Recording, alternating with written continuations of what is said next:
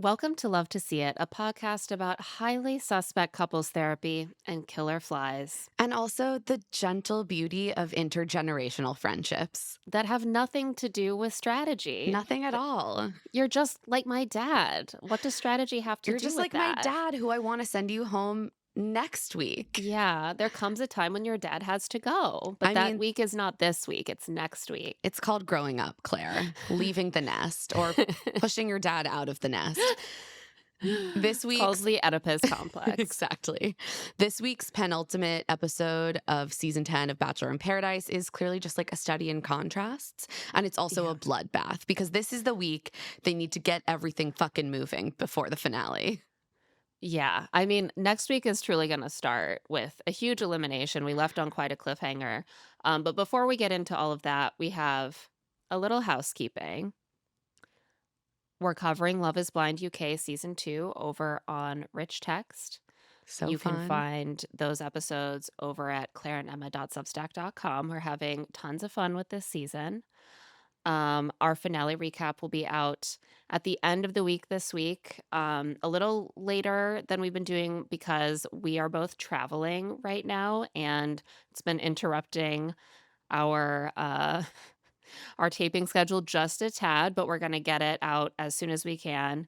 And you may also notice that our taping setup is a little bit different. We are both away from home, so it might look a little bit different, a little bit less beautiful, a little bit less like the inside of my storage closet at A home. little bit less like my bedroom, just like a different bedroom, but like one Yeah. you pay for by the day. Um, so yeah, apologies to our YouTube audience if our video quality isn't quite as good, but we promise we will be back to normal next week. So should we dive in We've to this gotta. episode? Let's do We've it. gotta So, because it's day 17 of Paradise. mm, And a very Netflix coded song plays at the top of this episode. And I had to write down the lyrics. I'll never be a snack. I'm a 4-course meal. Duh, yeah. duh, duh, duh. I think all of these ladies are four-course meals. I I think agree. that's the message we're meant to take away from this music. Jeremy and Bailey are having a meal, indeed. Each other's faces. Kathy isn't thrilled, but luckily she is saved from like an extended viewing of these two sucking face by Hannah Brown, who has arrived for her, I think, mandatory 45 to 90 seconds of screen time. They're ratcheting it up, you know? In past episodes, she's barely appeared. Suddenly, she's hosting a girls' chat. Like, she shows up and she's like, ladies, I'd love to have a girls' chat with all of you. And everyone is sort of like, with us? Like, I thought we you were haven't I thought spoken. you were just here to say, would you like some champagne? And observe that Yeah. everyone seems to be getting along. Everyone's getting along so well. Anyway, bye. No, she actually wants to sit and have a conversation with all of the ladies. The men are sort of like, do we get to come? Do you want to have a girls' chat with us, the guys? No, no. The guys have to stay. And Wells, who has, I think, been slightly unimpressed with the crop of men this season, Mm. is like, I won't be hosting a guys' chat. Yeah, they're all kind of waiting for him to extend his own invitation, and he doesn't. And so they decide not to have a conversation, it seems, by consensus. They all just sort of sit silently together. And Hannah sits the ladies down to ask how they feel about engagement. This does feel, I gotta say, Wells, it feels a little bit sexist. It's like sex ed when the boys and girls get separated. And as far as I can tell, the boys just learn about where to download internet porn and condoms. And the women are being told, like, use every form of birth control or you'll die. It's kind of like that. Like, the women have to go talk about whether they want to get engaged, and the guys are just like eating snacks and hanging Eating out. snacks and staring into the middle distance. That's what men love to do. Men love to stare into the middle distance while they're eating a snack. If I know one thing about men, it's that. Listen, as a woman who has known men, I know this. So Hannah asked them about engagement, and Kat, who has done this before, makes it very clear that she will not be getting engaged on this I show. loved this. She was like, no, no, no, no, we've learned. No, no, no.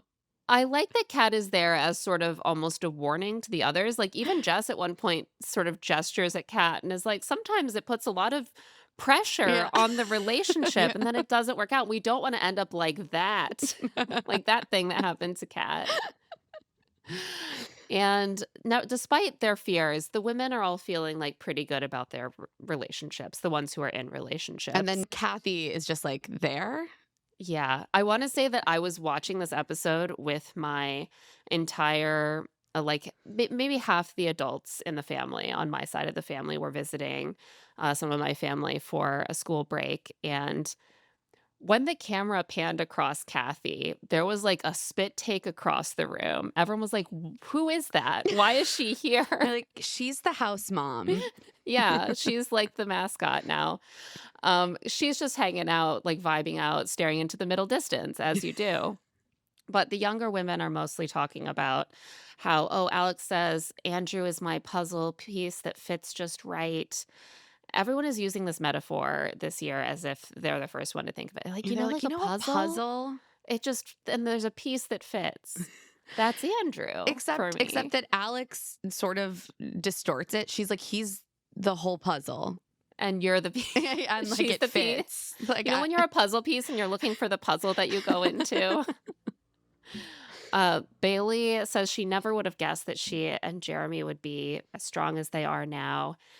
Jess has never been with anyone who makes her feel as stable and secure as Spencer does, but she's feeling anxious about the fast pace because they're really talking about like moving in together and serious things, but they've never even been on a date in the real world. And she's not quite there yet. She's not like in love yet. I do find it super interesting that Jess is proving to be one of like the more practical people on the show.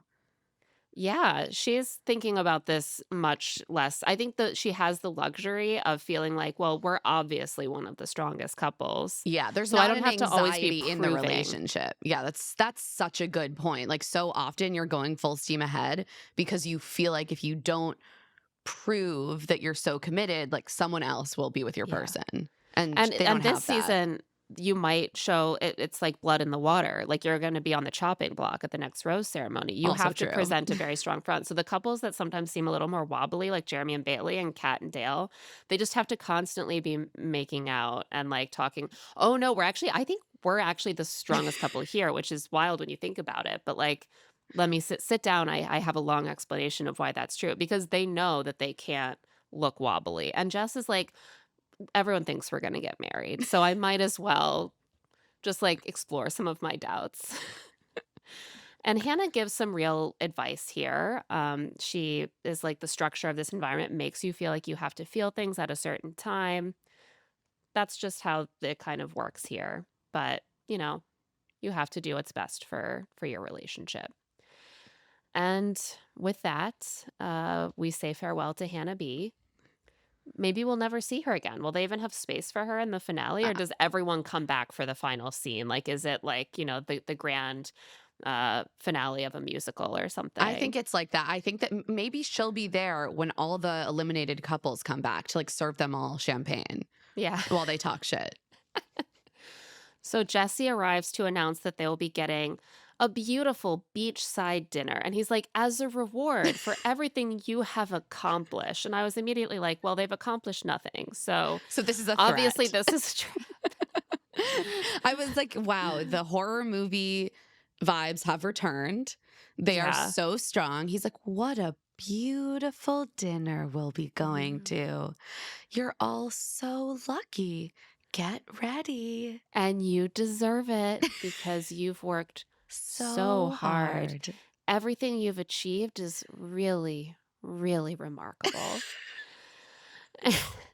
And so they do sit down at a beautiful, it looks like a small like wedding reception or like a kind of event that maybe a Real Housewives trip would have. Yes, that is exactly what it is. That's exactly it. Either a small wedding dinner or any girls' trip on a Real Any girl. Housewives show. They're like, "Oh, I've just organized a nice little welcome dinner down on the beach." And this is what it looks like. It's got the little structure over it with the gauzy bits of fabric draped over it, and they're enjoying their beautiful steaks. Andrew and Alex are doing their thing, which is just like being so adorable together. They're like, Oh, oh, That's their whole relationship. Yeah. Yeah, that's, like, the sound of their Yeah. relationship. It's like, like, they're doing the thing where they're sort of teasing each other, like, "Oh, are we in love with each other?" And Andrew is like, "Oh, you might possibly be my person, but," and she's like, "Oh, what's the but?" And he's like, "Well, you're just on the verge. You're just like there's just, like, a tinge of being my person."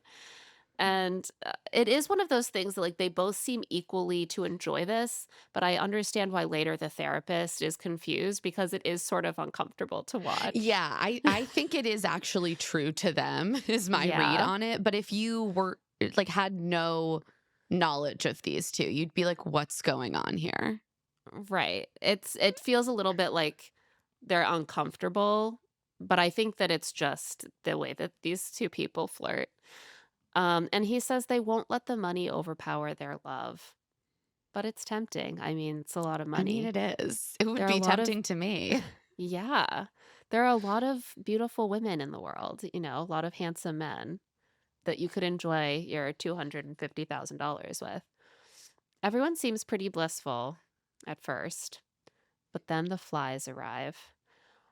We were wondering, my family and I, whether they were like unloading like terrariums full of Okay, I mosquitoes. had the same thought. I was like, are they releasing these bugs to freak Cat out, or is it just Costa Rica? Adam, who has been in Costa Rica, was watching this and he was like, no, that they're just in the jungle. Like Yeah, it's just like there's like moving from the resort to the yeah, beach would. yeah. He's like, there's just a lot of bugs there.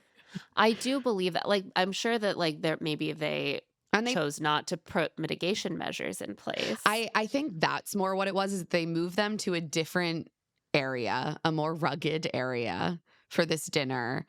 They clearly didn't put out like citronella candles or anything. They brought out a Yeah, bunch of like florals and food. yeah, and then it was, like, sundown. And then it was sundown. And then they also like piped in, obviously, a bunch of fake buzzing audio into all of this to Yeah, the make it fake like buzzing audio made me really uncomfortable. I think we actually have a clip of we Kat's reaction to we this. do. Ew, ew. My entire frightened phobia of bugs has been activated. Get away from me. Oh my god, you're slapping me. They're literally You swarming. almost slapped me in the face. No, no, no. You just keep coming. Look at them. Look at them.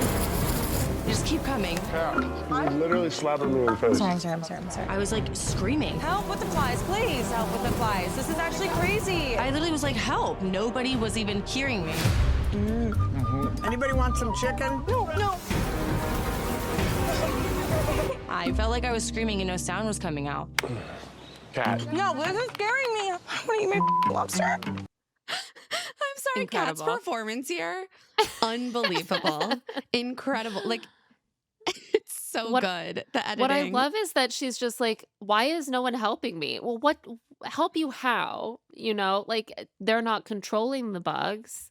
They don't have the ability to cut off the bugs' access to you. Like, what do you Right, realistically you're expect in them the to do? outside. But and then she's just wildly slapping both Dale and Jess in the face because they are sitting on either side of her and she's like waving her napkin around. I I I have to say, it was really hard for me not to sympathize with Kat, even though everyone else, even the ones who clearly hate bugs in the outdoors, were doing their best not to have this over the top reaction, which is a little bit like self absorbed and a little bit like my discomfort takes precedence over everyone else's discomfort. But like, the thought of being trapped in an environment like that is so, like, viscerally upsetting to me. Like, I am the person who will get, like, 1 mosquito bite at an outside dinner and be like, "We're going inside." Like, I can't live like this. I can't No, do I it. do get it. I think I really started to relate to Bailey during this episode. Bailey is able to keep it a little tighter Yeah, she with her keeps it a little tighter, reactions. but she's having like an internal Yeah. panic and she's like, but I'd like to be in a nice hotel and like not Yeah. in the bugs. So having them like around your food and in going into your ears, like, oh, I do Yeah, get it. no. I do get it. And also, you know what? Thank you to Kat for her service in playing this up for the camera because the way that they cut that all together is so funny. I know. I mean, you do have to remember how much the buzzing noise is piped in, like, it's all cut together to really dramatize this moment. Yes. And it is very horror movie, the way that they edit all of Oh my this. This God. episode was, like, maybe the top in horror This was movie all a horror movie. vibes. It was crazy. Very unsettling. I was like, I didn't get into reality dating shows to watch people being attacked by giant insects with, like, an ominous soundtrack underneath and, like, a rising palpable sense of anxiety and fear. Like, that's not what I was looking for from this. Kathy doesn't give a fuck. Kathy is unimpressed. She's like, "It's a fly. Like, who cares? Whatever." And even Dale starts to get frustrated with Kat's reactions. He's like, "I know she doesn't like bugs, but this was a lot." I mean, he is getting repeatedly, like, whacked in the I think face. that's his biggest frustration is he's like, I'm trying to eat my steak. Like they are feeding me. That doesn't always happen on a Yeah. reality show. I I think did note that they were actually eating this meal, which we mm, almost never see on this you show. gotta eat it before the bugs get it. Some of those bugs could lift an entire steak I know. without Well, if breaking there's a enough of sweat. them, Working together, they yeah. can carry it back to their colony. I think that like men like Dale, who are meaning men who enjoy being sort of the protector hero figure, as we will later learn, in a relationship with like a princess type, is it's all fun and games when you're using your muscles to like lift her into the Right. canoe. But then when she is so gentle, she's like the princess and the pea. She's so fragile and she can't handle the bugs. Suddenly you don't want to be the hero. You know, this is all part of the You got to princess take the slaps, package. Dale. You got to you maybe move a little bit further away so that you're not in the range of her frantic slaps at the mosquitoes. After this luxurious fly-filled meal, Jesse returns to tell them that they will be going on overnight dates as they have on past seasons of Paradise. But this year it's going to be a little bit different. It's going to suck. It's going to suck bad. This year it's going to be nightmare dates. They will be camping in the jungle. And what they don't know is that this is actually their next challenge called Welcome to the Jungle. They just phoned it in here. Yeah. I truly don't understand how they didn't realize that this was a challenge because there's no way that they're going to have you assemble a tent with missing parts and not have you being in some way like judged on They it. Like must this have realized something at a certain point when they were like, this isn't a place we can actually sleep. But I feel like at the beginning, they maybe thought, okay, they're maybe just having us camping. But then later Jesse's like, that was actually a challenge. And Jess is like, oh my God, they were watching us? How was that a challenge? I don't understand.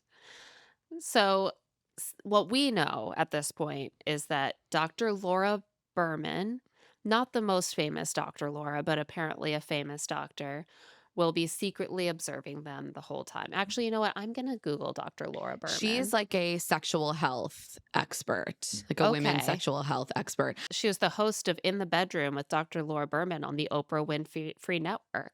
Dr. Laura Berman is sitting with her little notepad watching a host of screens showing all of the couples and taking diligent notes and saying that's interesting at basically everything that these couples do.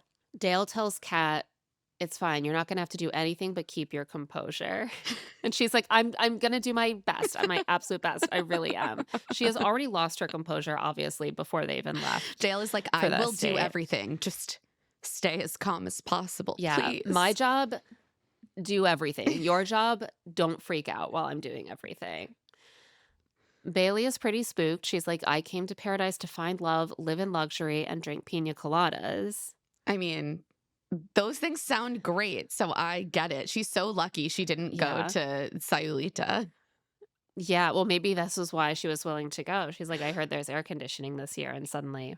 So they all show up, and it's basically like a big clearing, and there's campsites for the 6 couples arranged in like a circle. They're pretty close like together. fairly big though, because later Kathy is asking other people if they had some of the same things on their Well, we know campsite. it's not that big because there are shots where you can see all of the tents. Like, you can see how far apart they are from each other. I guess they're pretty just not paying close. attention to each I don't other think is they're what's I happening. probably wouldn't be either if I were dealing with what but I might have run over and been like, do you have bug spray? Our Yeah, bottle is empty. ours doesn't work. I don't know. They must have been instructed like stay in your area Yeah. because these campsites are like a true nightmare. They're just like covered in horse shit. So they must smell rank. They pixelated out the horse poop.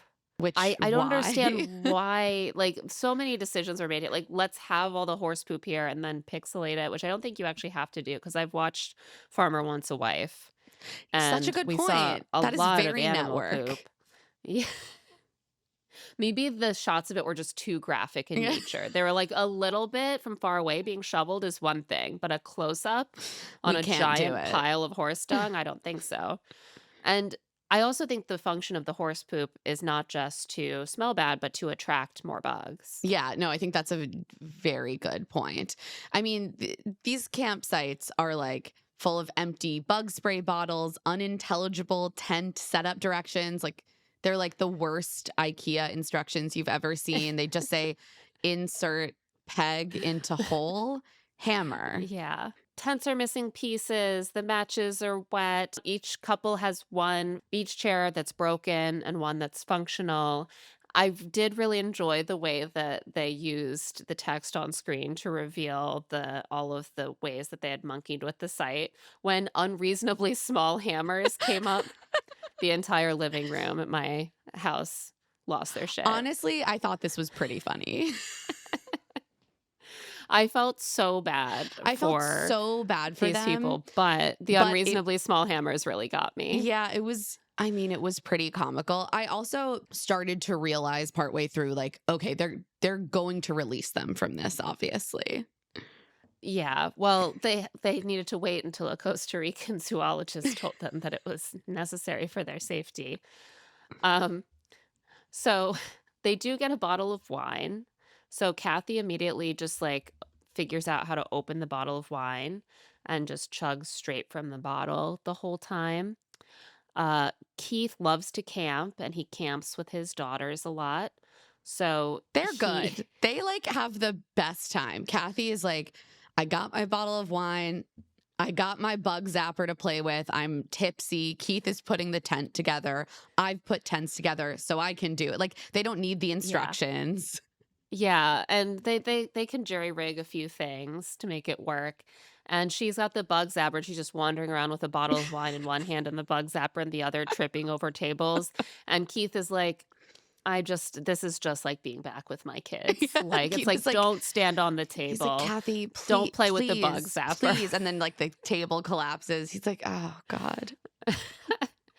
He is actually supposed to be camping with his daughters Oh.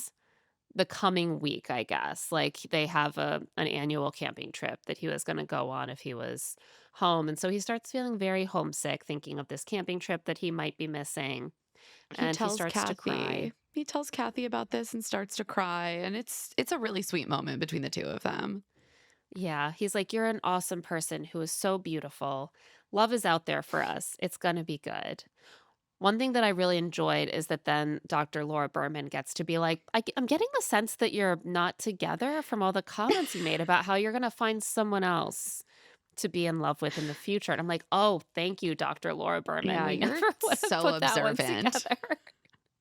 You are truly so observant, Dr. Laura Berman.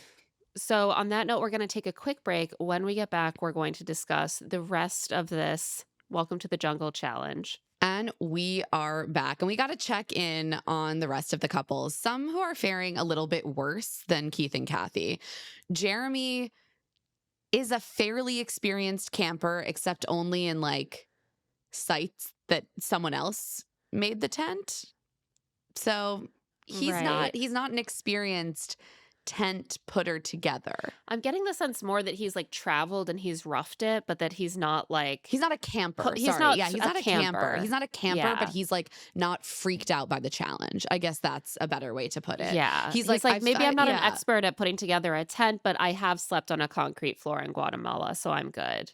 Bailey is just whimpering, trying not to ruin her manicure.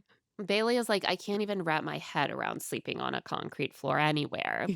Like, why would I ever do that? Why I should be in a luxury hotel?" She says to the camera, she's like, "I'm afraid of the dark and I'm afraid of bugs and I'm in the dark with bugs. I like a luxury vacation. I like a nice hotel. I don't do camping. I just do luxury." I was like, it's so healthy to know your limits, Bailey. I get it. It was really funny watching this with my family. I normally watch these alone. My dad was like, "They're in their 20s. Like, they're going to nice hotels. Like, you're supposed to go to like hostels and You're like like, she's an kind of rough it a influencer, little bit." I Dad. was like, "Dad, she's an influencer. Like, it's her job to go to luxury Yeah. hotels." She's been making money from going to luxury hotels and being photographed there for probably most of her adult life. Yeah, exactly. It's different these days. It is truly different. If you're hot, you never have to rough it. Yeah, you never have to go to a hostel if you're a hot person now. Things are so And- different for Gen Z. But if you're hot and you choose to rough it, you can be a whole different type of niche influencer. That is which also true. is a But competitive that's just not for advantage. Bailey. And, now that I am getting close to 40 and I'm not an hot influencer, but I do have the money to go to decent hotels now, I get it. I also Yeah. don't want to sleep on a concrete floor. My No, back would I've be thrown never- into spasms. I've never, no, I certainly couldn't see myself sleeping on a concrete floor. But I can sleep at a not nice hotel. But the idea of sleeping on a concrete floor, Or with like bugs everywhere? a wet tent full of bugs. That's not No. for me. Like even when I was doing camping stuff, like as a kid, yeah, it was, out of my comfort zone. I've gone camping once. I did like the outward bound style, like pre-freshman year trip to get to know some people in my class. And my whole family was like, "You're doing that? Like, it's a good way to meet some people, but like, are you those sure your you'll, people? can you handle it? Like, will you be okay?" And I somehow made it through the week, but it was not my favorite. That's the thing. You have these experiences and you're like, you know what? So glad I did that this Yeah. one time. Don't need to do it again. Right. I will always now be someone who helped make a tent out of tarps and then peed on the ground behind a tree while squatting. I And really do I have to do respect that that. again? No. No. But Jeremy kind of enjoys it. So he's able to kind of take the lead on this, and she stays calm from what we see. She's not too thrilled with all the bugs, but she kind of is able to deep breathe through it. And they get the tent up and they're able to sit down in their half broken beach chairs and cuddle and make out. And Jeremy says in his In the Moment that he has extremely strong feelings towards Bailey. And when she looks at him, he feels like she loves him. He could see himself getting there, eventually one day. Like, Jeremy, you continue to dig yourself a hole. Like, I think these two are very into each other, and I think they're still together from just the way they are posting and everything that we've seen. But it is just so funny to be like, I know Bailey's in love with me, and maybe I'll meet her there. Yeah, I could be there too, maybe. I know that she hasn't said it to me, but I feel really confident that she does. Alex and Andrew stay positive through this whole experience as well. I think Alex has been she's one of the more accustomed to roughing it girls. She grew up on a farm. She Yeah. loves animals and nature. And so when Kat was freaking out at the dinner, she was very much like Dramatic. like, calm down. And so she and Andrew are just like chilling, having a good time in like a bit of, again, of like a weird way that is distinct to them. So they challenge each other to try to give each other the kiss they would want if it were like the last kiss of their life and then they die. Like the best kiss. So such a specific scenario. Well, this is exactly kind of the Andrew and Alex thing, or like maybe even kind of just the Alex thing that she brings to every Yeah, and I think relationship, Andrew which is is game. I think Andrew he's is game. game because he's a little bit of a goof. But Alex is just like her brain's moving a mile a minute, and she's like, "What if there was this? What if this was happening?" right. And it like creating a scenario that does not in any way lead to like a natural and passionate moment. It's more, it turns making out into kind of this like weird thought experiment. And then they're doing this as Dr. Laura Berman is watching and being like, "I don't know what I'm seeing. We This have a is clip odd. of this moment. Okay, show me like the best makeup. Let's do your last kiss of your life, and then you die. I mean, we might die out here, actually. So No, literally. let me get my. You need some? Mm-hmm. Go ahead. We both went. Yeah. Okay. Oh, you go tongue first. Oh my God. You go tongue first? Yeah. Really? You don't go kiss first? Not if I'm gonna get my last kiss of my life. I'm trying to taste everything. I would go kiss first and then go No, to no, tongue. no, no, no, no. No, try kiss first and then you go to tongue. I'm really puzzled by Alex and Andrew. I get it, Dr. Laura Berman. I'm puzzled. I don't understand. She's just She like has no context for Alex in the way that she right. kind of approaches Like I'm watching romance. this and I'm like, they're hilarious. I think they're super into each other. But Right, 'cause- I get it. Yeah, I do also find it a bit puzzling, but it's just sort of like an unusual thing for being on this show. Like most of Yes. the people who are on this show are very like they approach courtship in a much more like conventional way than this. Also later Dr. Berman is a little bit like critical of the way that they even approach this challenge, which I think is interesting. I don't really understand her read I on their whole know. relationship, but She's- I guess we'll get to Yeah, that. yeah. She makes like a weird comment about that Andrew didn't like make That more he- effort to accommodate Alex's style. I was like, It's okay, his this is a last reach. kiss. They're goofing around. It's fine. So meanwhile, poor Kat is starting to melt down. She's like, I am so afraid of bugs. They are everywhere. And so she again is getting the editing with like the sounds of the bugs and the frantic like camera swivels. She's like swatting and crying and having a panic attack. And It's really I get it it's because the sad. camera looks inside her tent. She's like, there's bugs everywhere. And there are bugs all No, they're over. like, crawling and they're where in a they'd whole be different sleeping. varieties. So many varieties of bugs. Some of them are pretty big. Like, I would really not be okay with this. Me and too. And Dale she is also, feeling I think, still frustrated. at this point, thinks she might be sleeping in there. Right. And Dale is feeling like frustrated and helpless, but it's clear that he's like, okay, so I wish that Kat were not doing this right now, but I don't know what it feels like to literally be having a panic attack. I really appreciated she's in a that he tough said that. Like place. he recognized like she's having a perhaps irrational but like a very true fear experience, and it is kicking her body into like crazy high gear. And you can tell it's like it's a different tenor even than at dinner, where at dinner Yeah. it felt a little like, okay, take it down a notch. And here it little feels like dramatic. she's Yeah. truly having a panic attack. Yeah, because she feels really trapped. It Yeah. actually reminded me of like an early trip that I went on with Greg. We'd been dating like 8 months and we went to one of his friends' weddings in Vermont. And it was kind of a tough day, to be honest. Like we fought at the wedding and like all his friends saw, and it was very embarrassing. And then we went back to the motel. It was like out at a campsite. Mhm. And then so we're staying at like a little roadside, like Roach Motel. And we went back in, we went into the room, and it was just, I don't know how to describe it. It made my skin crawl to be in this room. Like I felt like kind of viscerally really afraid and upset to be there. Oh no, that's horrible. And I started like, I was like, I can't be here. I can't sleep here tonight. I can't do it. And I looked at Greg and I was like, we're leaving. And he was like, okay. And we took all our shit and we immediately left, and we drove like a couple hours back down into like Connecticut and found a hotel.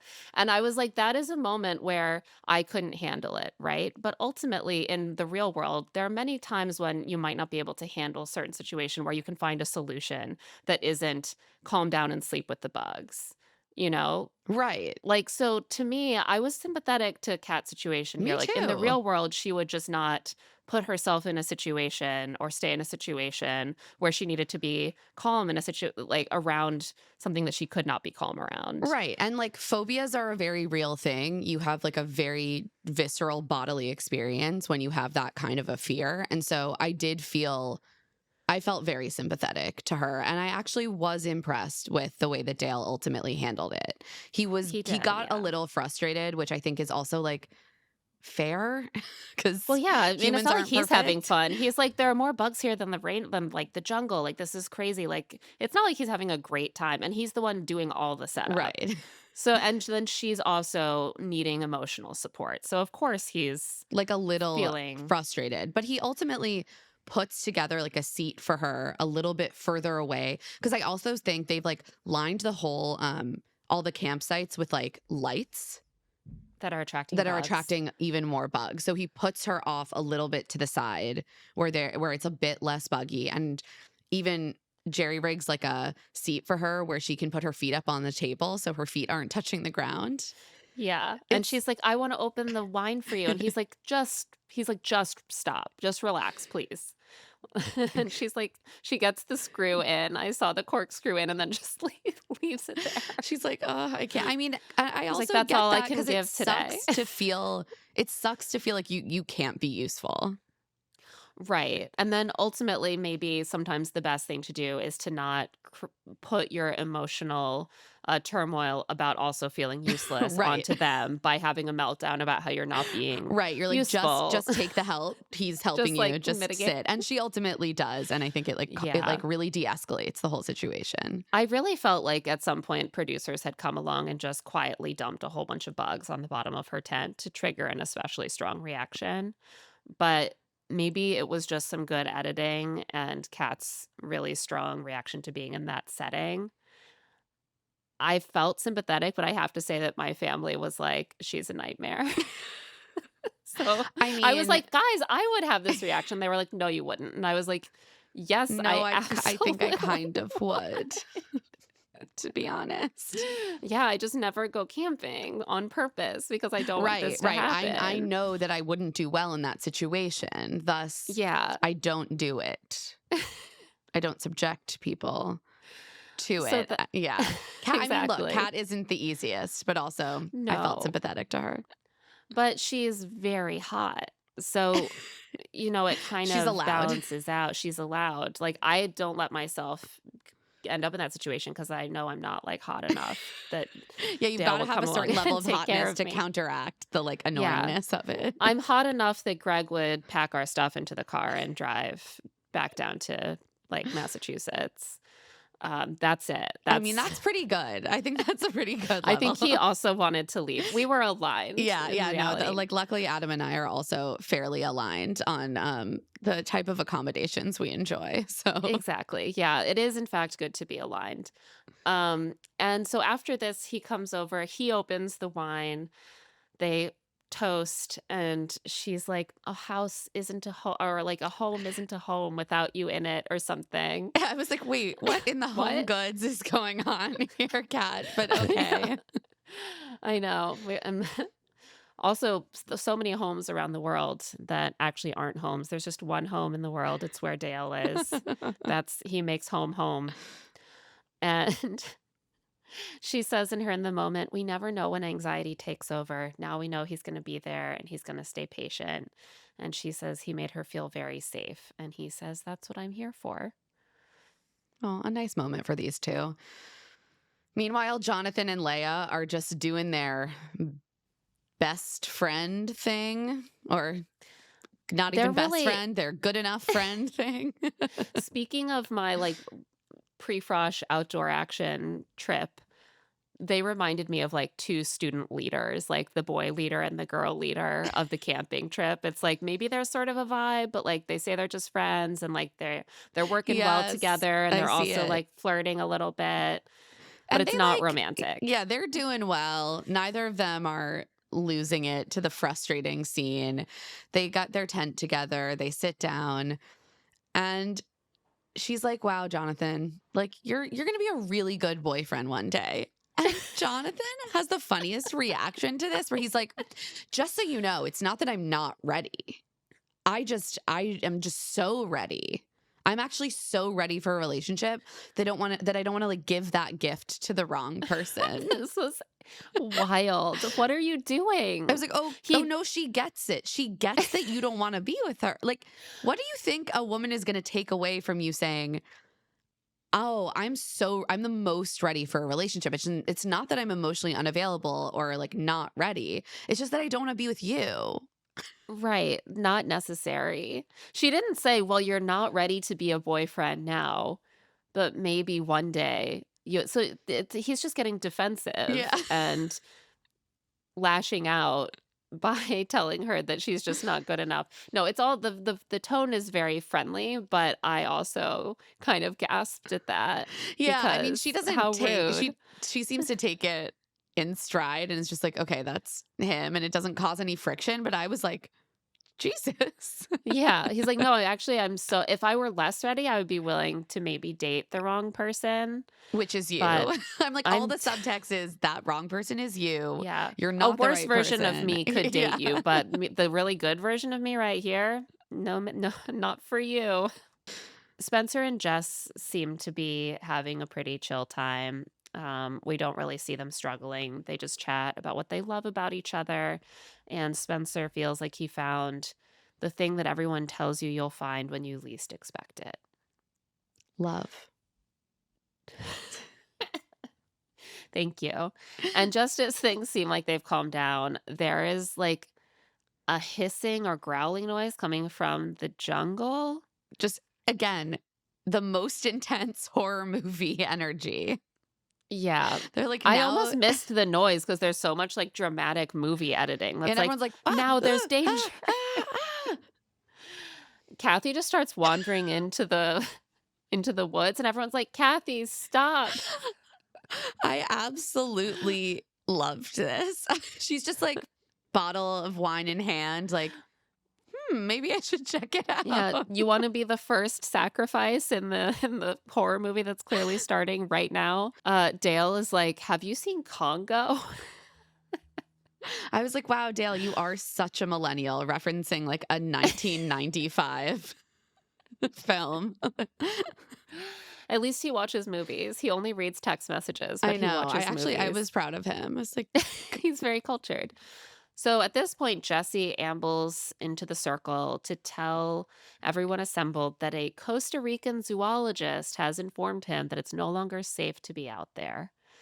And no one's asking follow-up questions like, what? no, they're just like, oh, I hear I've been dismissed. Thank Oh, I you. can go. Thank you, Jesse. And he tries to be like, guys, you don't worry. We're going to, this was actually a challenge. And everyone's like, I don't Yeah, I'm need to learn leaving. anything more. Like, goodbye. They're like running.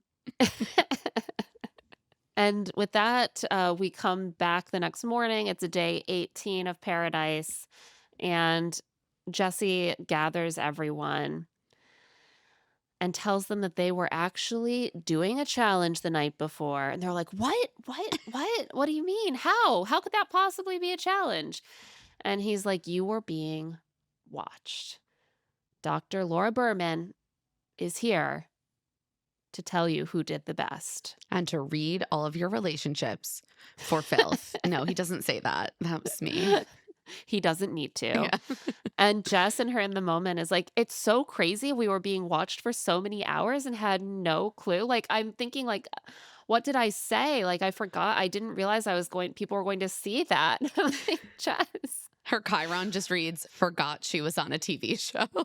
Right. Like, everything, literally everything you've done and said for weeks has been watched. And many, many more people than Dr. Laura Berman are going to see them. So they are all assembled, and Dr. Laura Berman gives some interesting feedback to each couple. They should have us do this. I feel like it would be equally valuable. I know. I was like, wow, the doctor part is just doing so much work here to tell these Yeah. people that like her word is God himself. Like, Right, because I'm sorry, this is not a clinical setting. Like, this That's is the thing. sort of the equivalent of diagnosing things from like on TV, which I thought was kind of a no-no. You're just kind of watching them for an hour or so. right. She has no other context for these people. It's like, and it puts them in the position where if they disagree with her assessment, They look they're defensive. like disagreeing with her clinical advice, essentially. Right. Oh, I'm sorry. Are you anti-doctor? Are you anti-science? Are you rejecting the expertise of our clinical psychologists? First, she talks to Keith and Kathy. She's like, "Oh, I loved your beautiful friendship. It was so wonderful, especially Keith, when you said that Kathy was beautiful," which I thought was such a funny Thing thing to to pull I out. know, and everyone's like, Aw. "Oh." And I'm like, that was I thought they both said lovely things about each other, and you really fixated on him saying that Kathy was beautiful. And she says, obviously, there isn't a romantic connection. And Like, everyone's yeah, like, they did "Yeah." discuss that. Yeah, the people who don't have romantic connections are not criticized, really, because what are you gonna Right. say? Yeah, you're in a bad relationship, a bad romantic relationship. And you also aren't in one. So Yeah. that's fine, I guess. Jonathan and Leia are next, and she says they work together really efficiently, but they have more of a working relationship Which and I there's no thought was chemistry. I thought that was kind of accurate. She's like, "You're like a work wife and work husband." I was like, that is actually the vibes. They're like, "We're in Well, it to win it. We're here for a task." yeah, exactly. It's like the Yeah. camping trip Leaders. No, it counselor is leaders. exactly that. Like, yeah. And she says, there's no real chemistry between you, but I think it would be there on Leia's side if Jonathan were interested, which is just mean. Like, Leia's getting friend zoned from every direction. Like, Jonathan's like, I could be ready for a girlfriend if it were someone better than you. And then Dr. Laura Berman is like, Leia, you're You're clearly desperate into for it. him. But if he only felt the same way, you'd be in business. But like, he doesn't. I know, Like, poor Leia. She's also calling her Leah the whole time. I was like, did no oh, that one was did no one brutal. let her know how to pronounce their names? They're literally shooting this. It's not live. Like, you can just be like, cut. It's actually pronounced Leia, Dr. Berman. All right, Take that go again. again. You could do it in VO later. Why would they leave in her not knowing how to pronounce Leia's I name? don't know. It just feels like overt disrespect at this point. And again, I was like, don't pat yourself on the back too hard diagnosing this. You literally saw a conversation where they kind of described the fact that Leia would have been interested, but Jonathan friend zoned her. And Yeah. you're like, I'm picking up I'm that picking up on some Leah, maybe you're subtle into him, vibes. but Leah. I don't know. There's just something where I feel the interest from Leah's side, but Jonathan is saying no. Oh, that's very astute. Okay. Then she talks to Alex and Andrew, and things are interesting here as well. She's like, you have tons of laughter. You seem really aligned. But when you shared that kiss, I didn't feel much chemistry between you. And immediately Alex is like, oh, By like kind of raises a finger and then by is like, how do I even respond to you saying you chemistry. don't see chemistry between us? And But then she's but sort of we like, "Well, have it. what do you So mean by chemistry?" And Dr. Berman says, "Well, chemistry is like, I'm hot for you. I need to have sex with you as soon as possible." And everyone's wow. just like, Yeah, uh." this is the clinical definition of chemistry. I need to have sex with you as soon as As possible. soon as possible. Everyone is just so uncomfortable. I mean, Yeah, you I can't. mean, How do you respond to that? You they can't. were all, I think, expecting a slightly different answer than like the number one most obvious answer. They thought maybe they were going to get a little bit more insight. And Andrew was freaked out. He's like, this is very alarming. Like, I don't know what she's seeing. Like, I think that there is chemistry, but like, that's going to keep me up at night. This is when she specifically is like, when you asked, when you were doing this kiss, he was doing all this tongue, and you said, no, I'd rather not do tongue. And Andrew said, no. He said, it's my last kiss. I want tongue.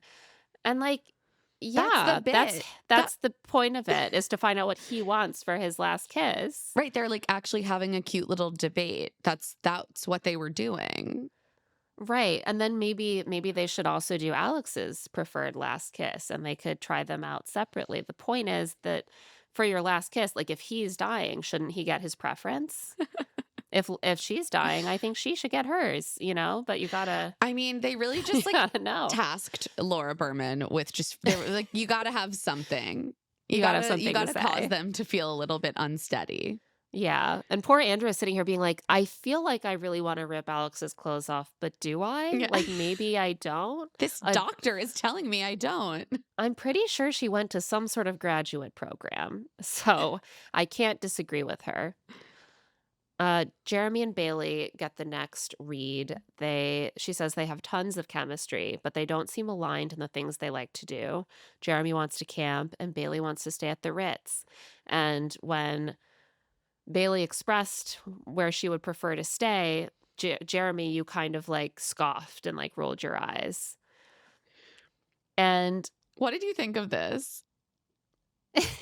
I thought it was sort of like it's interesting. I do think she put her finger on something that makes their relationship a little bit confusing for me as well, where I can't quite read always whether Jeremy is Making a joke or speaking in contempt? exactly. Yeah, I think I think it's like a tone thing Yeah. for him, and I don't even think he really notices he's doing it, because I've just like Adam will do this sometimes where he like thinks but it will like come out, something will come out like with a little bit of a mean edge that he doesn't intend.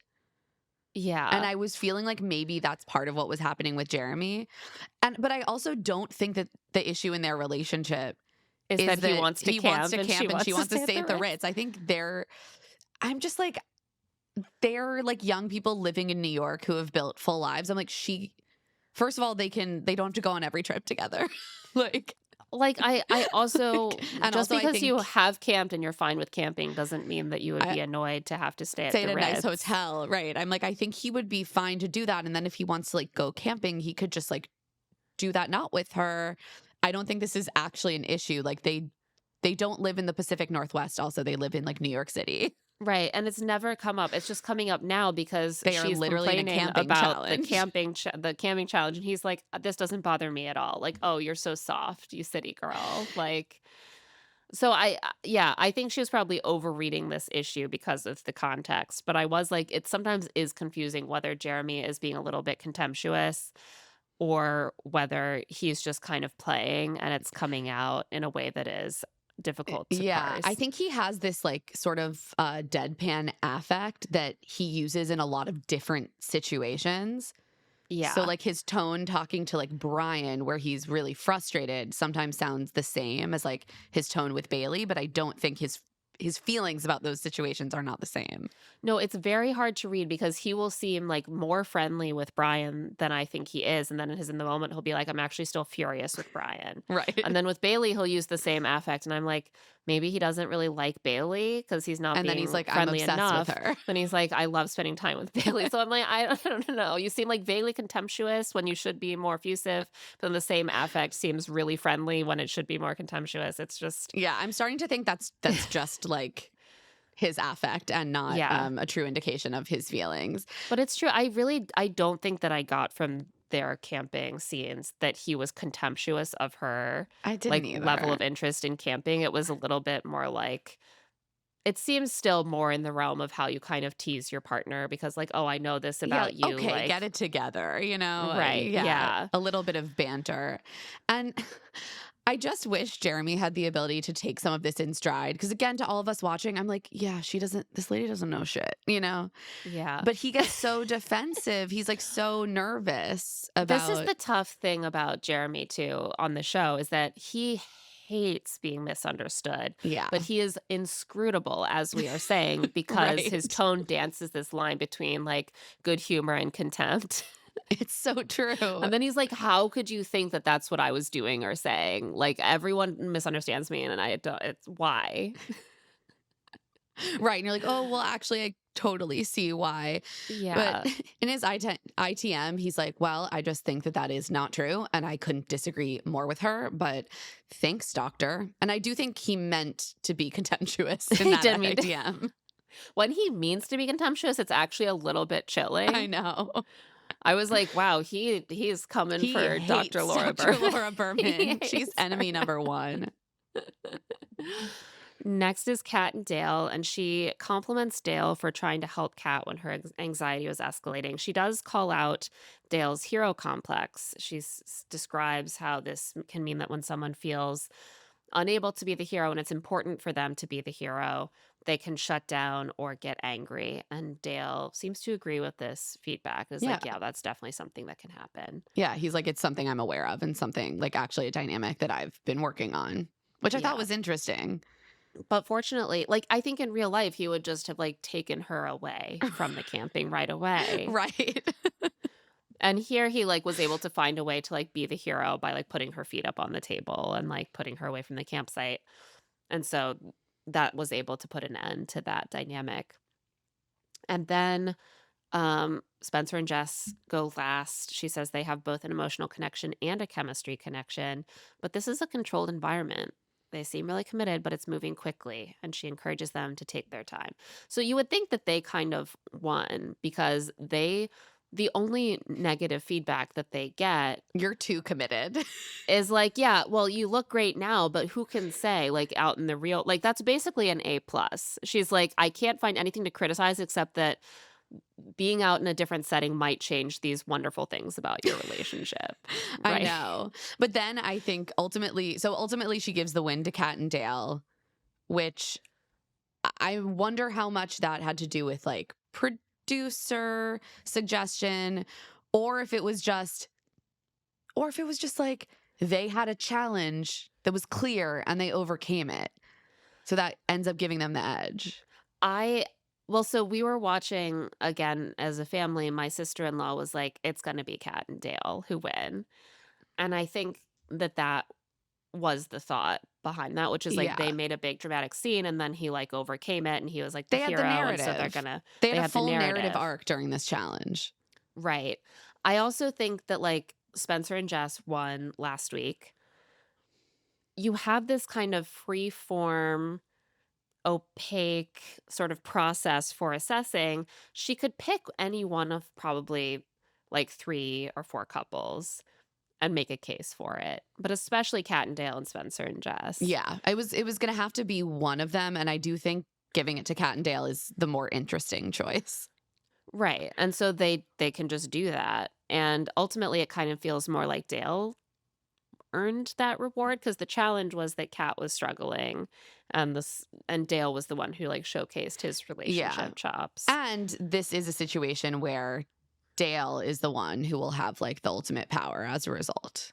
Because That's it's true. like So the maybe, men. yeah. Yeah, it's the men's week. So Keith and Jonathan know that they're going to be on the chopping block. There is one man who will not be getting a rose to hand out this week, and therefore one of the women who can say which woman will not be receiving a rose. It took also a long time to explain to my family why the couples are not switching up who they're giving roses to at this point. I understand why. And then they were like, why are they still doing confused. roses then? You're like, don't worry about it. Don't It's worry just about because it's it. Bachelor. They have to do that. It's branding. On that note, we're going to take a quick break. And when we get back, the rest of the episode. And we're back. So Kat and Dale head off to the beach for their luxurious date. They sit on loungers. They drink pina coladas out of pineapples. I have to say, they're on a beach after dark or around. Is it daytime? It's daytime. It's daytime. It's Maybe that's why daytime. there are no bugs. I still feel like they bust in bugs. They maybe. for I that also dinner. think they were like among the trees more. Yeah, they were like more in the resort. Yeah, grounds. and it was like dusk. I think this Yeah. was during the day with like a Yeah. healthy breeze. Yeah, okay. So they head off for a luxurious, relatively bug-free date. They sit on loungers. They drink pina coladas out of pineapples. Kat's has like a bird made out of pineapple on it that I thought briefly was a real bird. And I was I- very alarmed. Couldn't stop staring at this pineapple bird. I was like, wow, they go so hard at the Azora, right? The Azora. Yeah, something like that. I'm ready to go. Honestly, Same. I'm booking it. Send us, Bachelor. Come on, ABC, do your girls a solid. I think that you need mid women to see that they can also go to luxury resorts. So, maybe a We nice are discount for you America, gals. if you Yeah. think about it. And as they sip their drinks, Kat says that the camping challenge really solidified that she thinks they have a chance outside of paradise. Dale thinks they're the strongest couple there. I should say here, I haven't listened yet to Alicia on the Vile Files, on which she made the allegation that Kat had a boyfriend at home the entire time that she was like sending secret messages to via markings on her body and like talking to on a tablet. I don't know all the details of those allegations. I know that they're out there. I'm going to listen to it before the finale when there's going to be a big blow up about it. But just something to put here that like Kat and Yeah. Dale on the show are seeming very strong. There are allegations that multiple women from the show have now like co-signed. As well as Sean, obviously. Yeah, this is Sean, what obviously, Alicia that Kat was said. already in a relationship Yeah, back at the home. allegations are specifically that this person she was dating is a friend of Sean's. So that is sort of explains a bit, if that is true, that like where some of his ire towards Kat was coming from. I guess. And he seemed fine with it at first. I mean, no, I do think he was fine with it. I think he went in. I think he's vindictive, obviously, as we have discussed. But I don't know. Yeah, I guess it's hard to like litigate these things. But this is what Alicia has said. This is Zoe McGrady commented on a video saying like can confirm some of this. I don't know why Zoe can confirm this, but I mean, again, I hope maybe we will get to hear more about this. I also always have a question mark in my head when there are allegations of like so-and-so was dating someone going on the show, because there is a difference between like someone had a casual situation with a person versus like they were in a committed relationship with someone and were plotting. Yeah. So we don't know. I don't know. I mean, we also were talking about like Zoe and Alicia are definitely two of the women who were most at odds with Kat. Like, right. Both also wanted Dale, and Sean is vindictive for his own reasons. So I don't know. I'm going to listen to the interview, and next week I think it will become more salient. Yeah, we'll talk about it more next week, but just so everyone knows, we are aware. Just putting it there. We're aware. Dale tells Kat, it was always you for me. There were some things I had to figure out for myself, like Allie Joe and Alicia and how their mouths tasted and what the situation was with that. You know, he just had to figure those things out for himself. But he tells Kat, you feel like home. And she tells him that she feels safer with him than she has ever felt in a relationship. Oh, so they're feeling good. And meanwhile, the non-winning couples are all processing Dr. Berman's expert feedback. Andrew's like, I have no doubts about my attraction to Alex, like, but I do have this tendency to like hold back out of self-protection. Like maybe that's a problem. Jeremy just thinks Dr. Berman didn't get his humor. He's like, some things that I was like just like saying as jokes, I think maybe she like thought were serious. And I think that's maybe true. I think that's probably true. That's also the thing that's confusing. It's like a joke can also contain a seed of truth. So you're like, am I seeing the seed of truth that he's trying to cover with a joke? Or am I seeing playful banter? Playful banter. Hard to tell sometimes.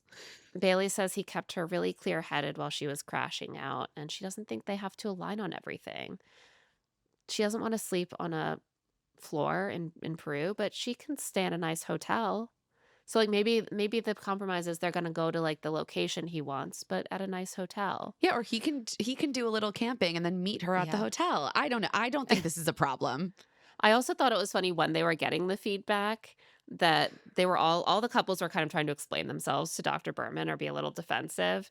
And she's bringing up how they're not aligned on this. And Bailey goes like, I'm not. I thought she was going to say like, I'm not worried about it. Instead, she said, I'm not sleeping on a floor. And she's like, just to be clear, the thing I want everyone to know. I don't expect her to. So I just thought that was so funny. She's like, I'm more focused on making sure that you all know that I will never sleep on a floor than I am on making you know that I care about this relationship. I will be at the Ritz-Carlton. Exactly. Jess and Spencer are having a big state of the relationship conversation. They've realized they need to like get their timelines organized because they've known each other for 18 days now. And this is so intense. It really just is so intense. Spencer is a classic guy with his light on. And, yes. You know, I do love Spencer, but like he tells her he wants to start a family in the next few years, specifically 2 years. His best friends are already having kids. They're like pregnant right now or, you know, they're expecting kids. Yeah. And he wants them to have their kids grow up together. So he's truly just like, now's the time. My friends have entered this life stage. I have to do it. I need to enter it now. And that's a lot of pressure. It is. And Jess is someone who's like, I do want to start having kids fairly young. She's like, I want to be having kids by 30 at the latest. This was actually, I know that these details can seem like a big thing when you're looking at a big decision like having kids, but he's like, I think 2 years. And she's like, 30 at the absolute latest for me. That's 4 years. And you're saying at the absolute latest, 4 years? That's actually a small window we're talking about there. I know. Like if you hit 2 years, you're very close to your timeline. But what was funny about is that 3? Spencer's Then like, well, that's so late for me. it's not. I'm like, it's not, buddy. But also, she even puts it like it would be late for her. Why don't you aim for 3 years then? Like that seems like to really split the difference nicely. I also did wonder if Jess is just like starting to panic in general. She's like, I can't just like commit to you that in 2 years I'm going to be pregnant. And the truth is, Jess is 26. She might get to 29 and be like, I need a few more years.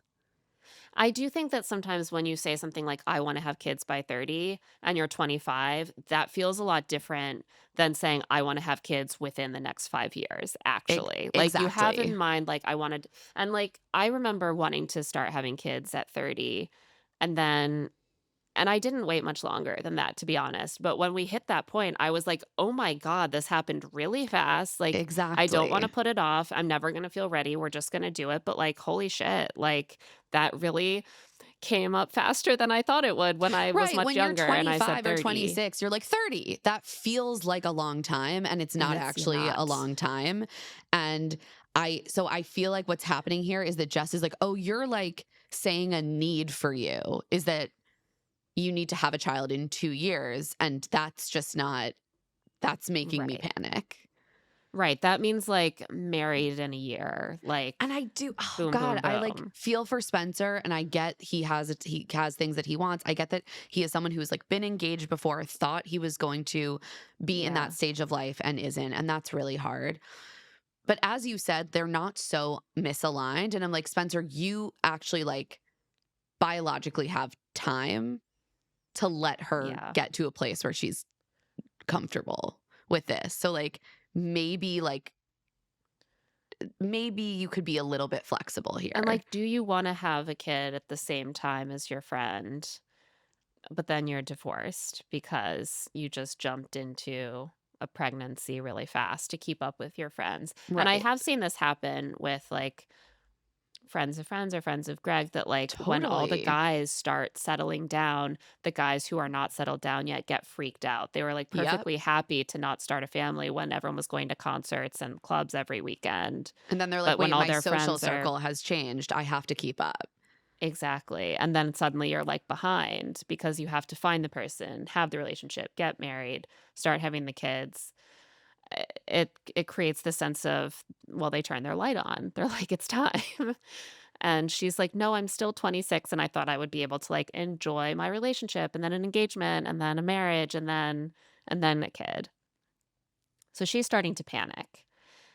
And he's not showing a lot of flexibility about timeline. He's like, that's really late for me.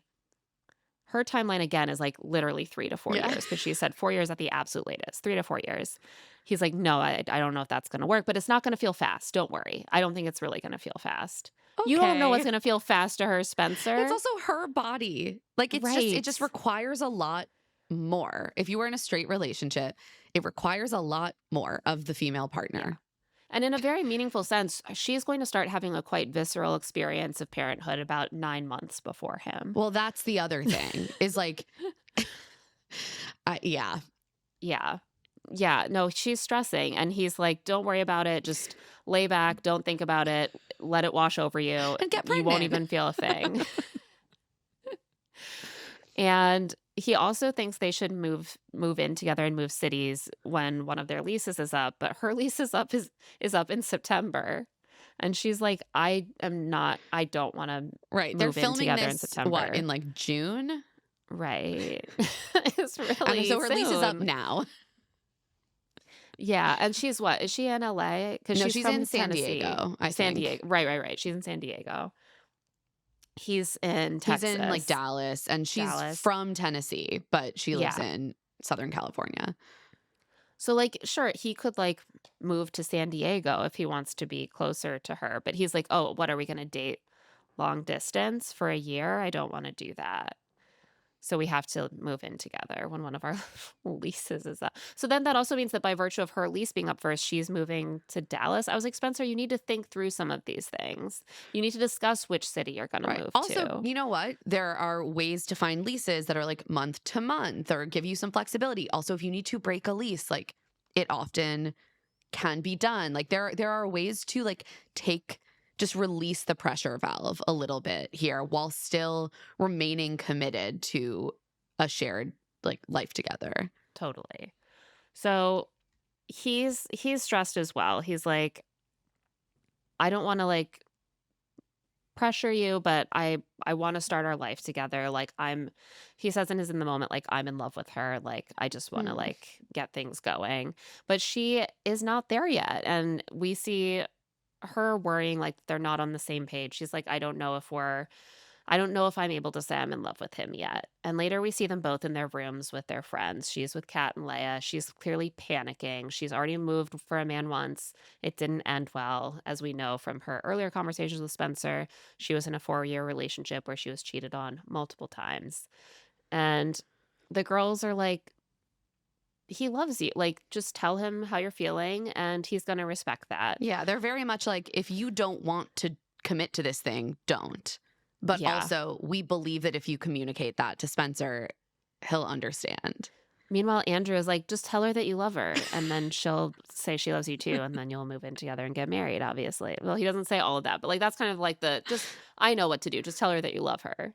Yeah. Like, I think that's actually the opposite of what she needs right now. So this brings us to the cocktail party. Leia tells Wells that they were playing Naked and Afraid the day before. And he's like, who was naked? And Andrew was like, no one was naked, but there were a lot of afraids. And then Wells is like, so who won the challenge? And when he learns that it was Kat and Dale, he just says, no. Yeah, because like Dale won the challenge. The challenge was basically completed by Dale was to be like Dale. the best partner to Kat. And during the cocktail party, we see some couple chats. Jess and Spence catch up. They say they have max 4 days left of paradise. Nice So, to have a little timeline. Finale's coming soon. And they agree that like the thought of being separated by distance makes them both really sad. And Jess does take this opportunity to communicate with Spencer. She like brings up her past, and Spencer sort of explains like the way that like his mindset works. And he's like, when I decide I want to do something, sometimes I put blinders on and just move full speed ahead. But he's reflected, and he says he wants to navigate their relationship carefully and do it at Jess's speed. And I think that really helps her. And she feels like she's able to kind of communicate to him her needs. Yeah. They were able to get to a better place, and she feels more confident after this. Alex brings up what Andrew said earlier about them having guards up, and she says that she has been holding back because she's trying to figure out if what she's feeling is love. She says that she has a hard time with that word and that her upbringing was hard. She never felt truly loved or protected as a kid, and so it's hard So for her to like sad. accept love and also give it back because she doesn't associate that with like being protected. And she says she like really took time to like think about whether that's what she was feeling, but it's clear she doesn't quite want to say it yet. But Andrews sort of reassures her by saying he doesn't want to hold back and he wouldn't say he loved her if he didn't mean it. In the moment, he says he's never said I love you to someone on TV, which is crazy because remember how he left Katie a note being like, I'll run away with you? He never even said he loved her. I thought this was so interesting that he draws that distinction where he's like, Yeah. that's like my boundary with my television appearances, that I haven't Or just given like a that up to level the of audience. a level of commitment that I've never had in one of these relationships. Yeah, in like a public setting. And I don't know, that I just found this was one of those little fourth wall breaking moments that was so interesting. Yeah. he says, "When I say I love you, I will mean it and I will always protect you." And Alex and I had the same reaction, which is like, "Oh, wow, he's saying he loves her." Oh, no, he's not saying he loves her. And I like that she just says it. She's like, oh, I thought you said it right now. And my heart did a little flutter. And then she's clearly gearing herself up to be the one to do it. She's like, "So I feel like, oh, fuck, am I going to be the first one to say it?" And she's trying. She's like, "I feel." And finally, Andrew jumps in and is like, "Look, stop. I'm falling in love with you." And she says, "I'm falling in love with you too." They're like, "Oh my God, it's insane." And in the moment, Alex says that the fact that he took her hand and said it first meant the world to her. And she's like, "We confessed our love to each other." Like, and my family's like, "They didn't say that. They said they're falling in love," which But is, then, but then then we see that they do say it afterwards. because Andrew sort of whispers, he's like, "You love me." And she says, "I do love you." And he says, "Love you too." It was actually so sweet. They are not respecting the love level progression. You're just collapsing them all together This into did one feel thing. real to me. Yeah. Like one of those genuine couple moments where you're like, so you love me? You're like, I love you. Yeah. No, see, I wish that Dr. Laura Berman saw this I conversation. know. She would have such different feelings. And it's all very sweet until Andrew tries to get up from the couch after a heavy makeout. I believe we have a clip. Oh my gosh. Oh, I can't stand up yet. Why are you not following me?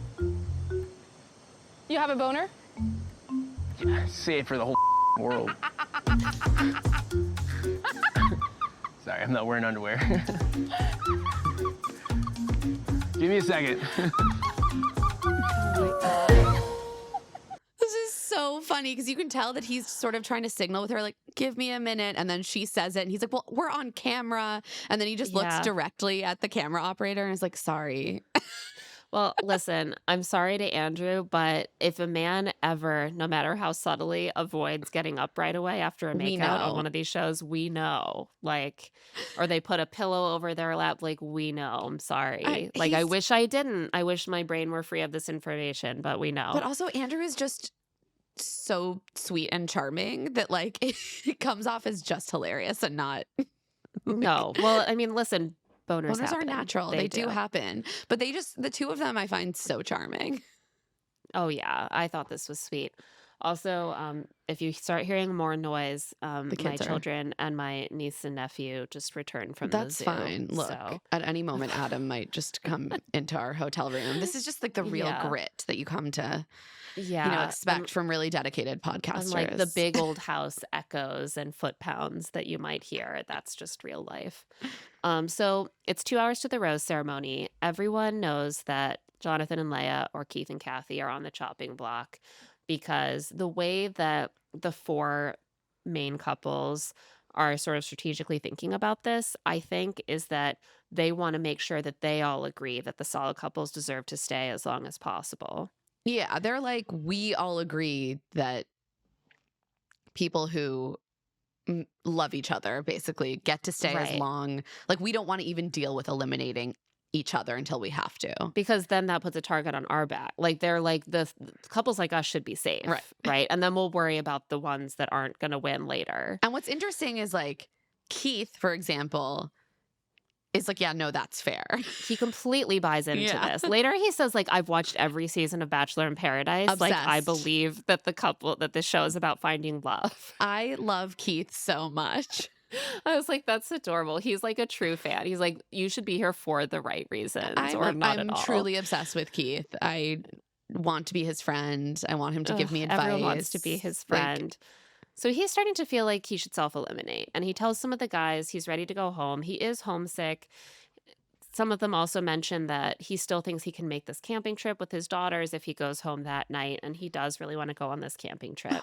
So he tries to bring this up to Kathy. He's like, I need to go home. Like, I just am too homesick. And she's like, do you? She's like, okay, you think that now, but wait until I have some of the others come to you and tell you how much they feel like your daughters actually. And you're their home now. Don't you want to stay now? Kathy seems to have some really close relationships, like specifically with Alex and Bailey. And so she sits down with Alex and tells Alex, I don't want to leave. Yeah.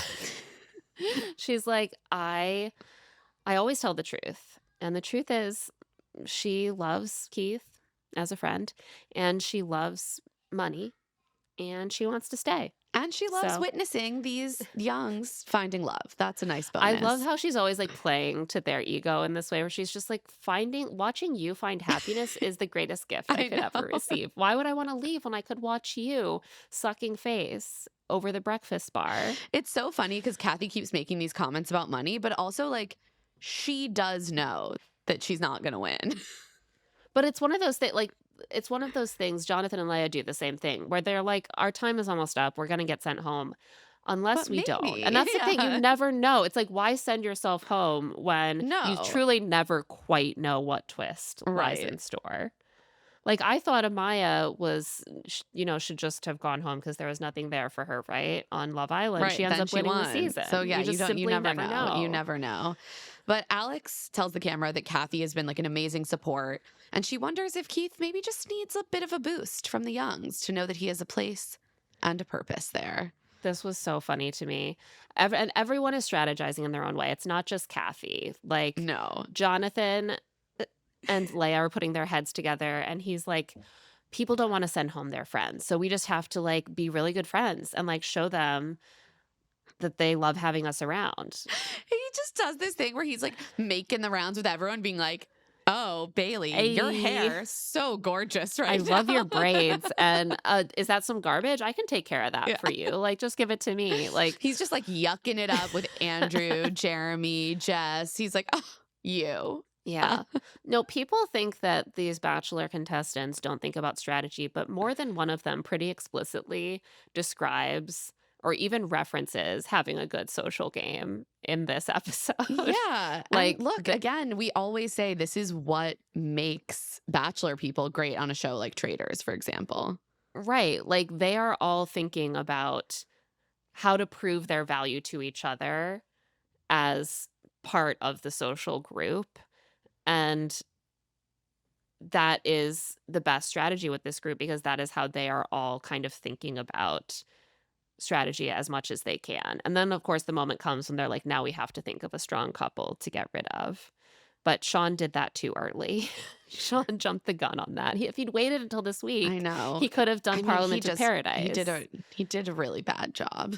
Yeah, because now everyone is starting to realize it's almost time to start throwing their friends and their solid couple friends under the bus. They're going to have to, but it's They're not gonna this have week. to. They're going to delay it one more week. Yeah, but they're starting to really let the strategy percolate. So Jonathan and Leia are being the best friends ever. Jeremy and Bailey are counting votes. They figure Keith and Kathy and Dale and Kat will vote for Jonathan. Jeremy will be voting for Keith because Jonathan is a close friend. And Bailey's like, do you want me to vote for me? Vote with you? And he says, strategically, no. In other words, I can't vote for Jonathan, but I can be on camera encouraging Bailey to vote for Jonathan. He's For like, strategy. you do whatever you want to do.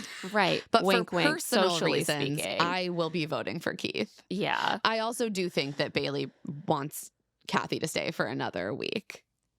I mean, She's yeah, like, and they're Kathy's also, my bud. most of them are good friends. So it's like, Yeah. that's when you reach the point where it does Right, you're become sending about a friend strategy. home regardless. So Leia is trying to remain hopeful because Keith has been going around saying he wants to go home, and that could swing things in their favor if he votes for himself. Jess is voting for Keith as well, and Dale is going for Jonathan for strategic reasons, but Andrew and Spencer feel bad about keeping Keith there if he doesn't want to be there, so they might vote for Keith. Keith sits down with Jess, Alex, and Bailey. This is really funny because Jess has said she's voting to send Keith home. Because Leia's her best friend there. But she is going to make a passionate case for him to try to stay. And he tells him that he's homesick and burnout, and he seems really set on voting for himself. And Alex is like, but you do have a purpose here. We really want you to stay. The guys really lean on you, and we need you as well. And I think we actually have a clip of some of their speech.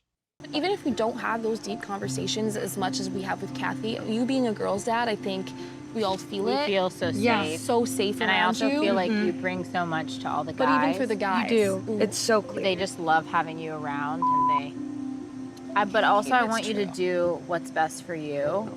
When Kathy told me that you had noticed the way Andrew was looking at me, that like did something to me that was like, oh my gosh, Keith noticed it, and that made me grow my connection stronger with Andrew. I'm serious. And honestly, same for me. We can all sit here and be like, oh yeah, Spencer's a great guy because he does this and that and the other. And when that's coming from you, that makes me feel like, okay, when my dad meets him, he's gonna feel the same way because you have daughters. Oh, yeah. So you're comparing it to who you would be okay with your daughter being with. I do relate to young women because of my daughters. Maybe I just bring a different perspective. I don't think anything of it, but to them it means a lot because they respect Kathy's opinion, they respect my opinion. It's really so sweet. Oh my God. I mean, I love Keith, and I think they all love Kathy and Keith. That's why they are like a big part of why they're the golden couple that stayed. Yeah. I think they were maybe less threatening than Leslie and Gary, and like I more also just beloved think than I think the Kim and guys Faith. connected more with Keith than with Gary. Yeah, no, that's definitely true. And Kim as well.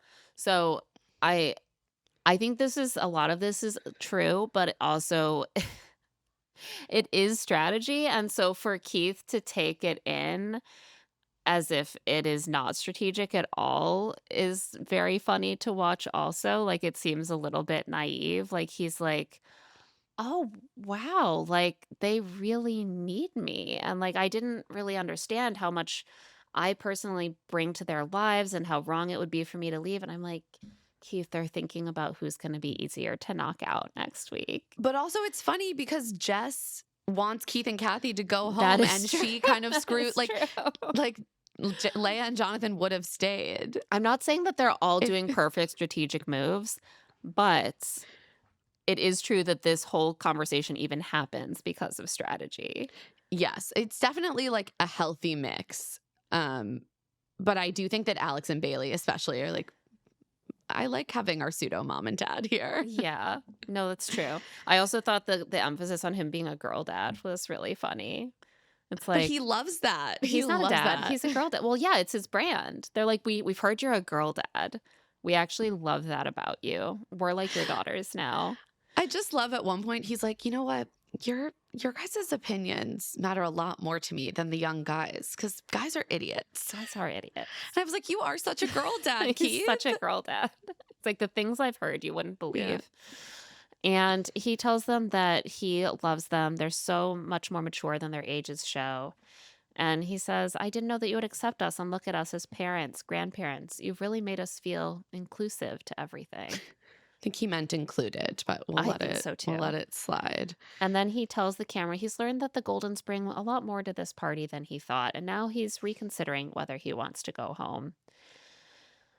Meanwhile, voting commences allegedly on the iPad. I don't think they're the She's All actually... Batch ladies pointed out last week. It appears that they're just like in the photo app on that's like you on can't any unsee it. Mac device, and they're just like faving. I don't even think they're faving it. I think they're just tapping around, and then they're doing post effects in post. Oh, they're definitely doing those post effects where it's like doo doo doo. I think the actual votes are being done. Like, probably they're being pulled aside and doing I think it's being done verbally. Yeah, it's just like now you do this scene again after people clocked that they weren't really voting on this. Even more hilarious. But we do see a handful of the votes. Alex and Keith vote for Jonathan.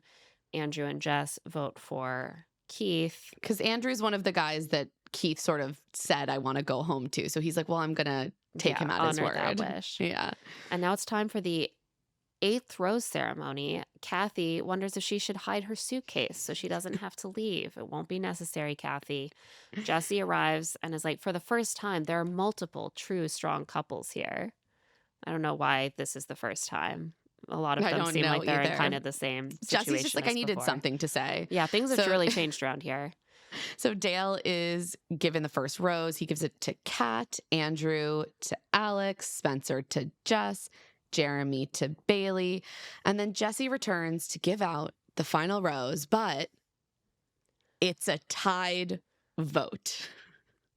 So I was like, okay, how did this happen? Jonathan and Leia obviously voted for Keith and Kathy, Yes. and Keith and Kathy obviously voted for Jonathan and Leia. So I was trying to figure out how the votes would have split with the other 8. Yeah. And I think what happened is that Dale, Kat, Alex, and Bailey all voted for Jonathan, and that Andrew, Spencer, Jess, and Jeremy voted for Keith. So you ended up with that like completely even Got split. it. And then Dale, as the challenge winning man, gets to cast the tie-breaking vote. And Dale is not sentimental. Not about Jonathan. He loves strategy. He's ready to strategize. And we see it in the moment where he's like, Jonathan actually kept trying to go after Kat. And we get a little flashback montage reminding us of this. That was like a week and a half ago, but it feels like many years ago. Yeah. And we see that he chooses Keith to stay. And then we see Dale saying it wasn't a hard decision. If the tables were turned, Jonathan would have had my ass packing. I do think that like they could have taken, it's edited as if he's like, that's why I made that decision. I imagine it was there are more layers to that decision. Yeah, I think he also is just looking at it. He's like, Jonathan and Leia aren't going to have my back. Right. And also Jonathan was trying to get at my girl. And also I think it's just going to be easier to knock Keith and Kathy out because Jonathan and Leia could win a challenge. So he's like, for all of these reasons, I very obviously need to send Jonathan and Leia home. Right. But then they just clipped out a bit of his in the moment saying that specific thing. I don't know.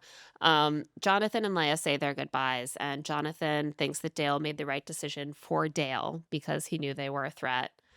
Leia's happy that so many of her good friends are finding love, and she just wants that for herself one day. I want that for you too, Leia. Yeah, she and Jonathan are going to go help each other find love in the real world, they've said many times. So they're going to be each other's wing people, and that's beautiful. The next morning, we cut to creepy totems of each cast member in the sand surrounded by knives.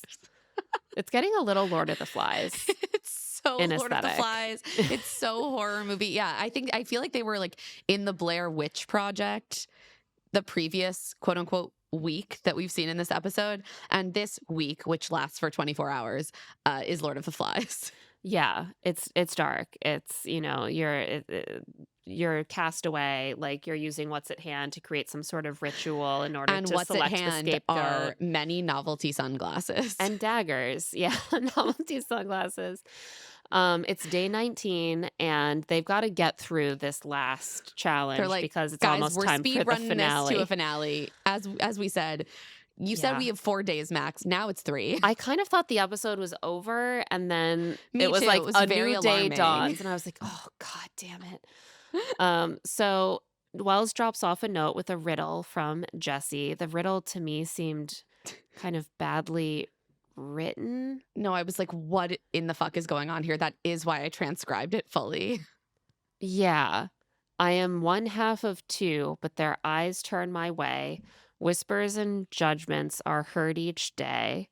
Though love is our bond, it's me they all see, and somehow the shade always falls on we. I thought they said always falls on we. Like, you know. I was like, do they have on we already? They just got there. I like it better that way. No, that's what it should be. I was listening to this as if it was like one of those, like a true riddle, but it's not really a riddle. There's not like an answer. I was like, is this a riddle? Is this a poem? Like, I don't even know what I would call. Is this just like It's not really a riddle. It's not really a riddle. Clue. Yeah, it's just like I am one half of a couple, but everyone's looking at me and judging both of us because of it. It's not a riddle. Right. It's not a riddle, but a riddle would be like if the answer was somehow like pitchfork, you know, right. like that's not the case. I didn't know what to call this. I'm not going to lie. Yeah. It's just, it refuses to conform to. I think the fact that they all think it's a riddle makes them feel crazy. Like Bailey's like, I'm not Nancy Drew, and Jess is like, I feel like I'm on a murder mystery show right now. Which They're is all getting these fair. in the moments where they're just like, and it says processing. Like, Yeah. and I'm like, no, you're trying so hard to figure this out like it's a riddle, and it's not a riddle. That's the Also, problem. Jess is tasked with reading this out loud, and she's like having a bit of trouble with figuring out what the cadence is supposed to be. So she's like, "What it? I get it. Yeah, This was confusing. it's They're hard like, to what be am I called supposed on to take to away read from aloud. this?" So they head off to the beach where those like creepy wooden posts, totems or whatever that each symbolize one of them. All of these posts are dressed up in like bikinis and novelty sunglasses Yeah. and surrounded by daggers because it is time for their next challenge, sharp opinions. Get it? Because knives Yeah. and opinions. They should have called it Knives Out. I guess that's probably copyrighted. Oh, that's such a good point. Jeremy is really pleased. His like my effigy is the most stylish one. It's got pineapple sunglasses on. He does all his ITMs in these sunglasses. He's like, it's my favorite fruit. Yeah, yummy. Very sweet and sour. And the way the game works is that Jesse reads out pointed questions like whose childish antics are most likely to turn their partner off. And then each cast member, one by one, everyone's like got their backs to the totems. Yeah. One by one, they get to go choose the person who they think's best fit that and stab their token in the back with a dagger. And then at the end, the totems and the Are, like, people are turned all turned around. around to face each other so that they can see how many knives are in each bag. It's very convoluted. It's Also, I was complex. really distracted by how hard it looked like it was to embed the dagger into the effigy. Like, it looks like they're really, like, working it No, in they there. are. They're like, oh, they're like putting their back into it. And then when they're done, it still looks like it might fall out. I You know, this know. was the best they could do. What was it made of? Styrofoam? And this first question, whose childish antics are most likely to turn their partner off? Obviously, Alex and Andrew get a lot of mostly Andrew, Yeah. get a lot of the daggers.